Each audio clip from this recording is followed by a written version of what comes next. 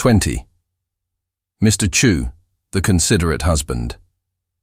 At the village of CHU in Qiyang, there was a man named CHU who died at the age of 50 and odd years. His family at once proceeded to put on their mourning robes, when suddenly they heard the dead man cry out.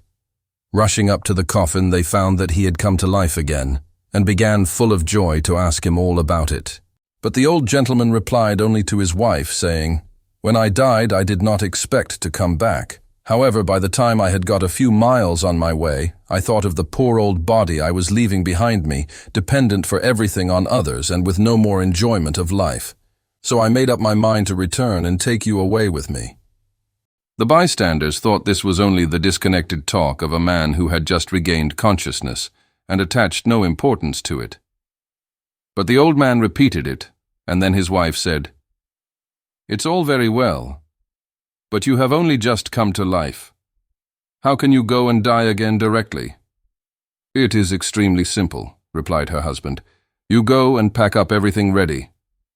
The old lady laughed and did nothing, upon which Mr. CHU urged her again to prepare, and then left the house. In a short time he returned, and his wife pretended that she had done what he wanted.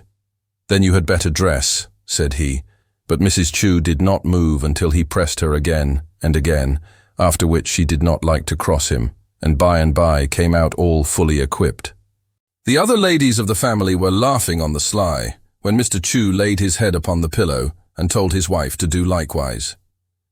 "It's too ridiculous," she was beginning to say, when Mr. CHU banged the bed with his hand and cried out, "What is there to laugh at in dying?"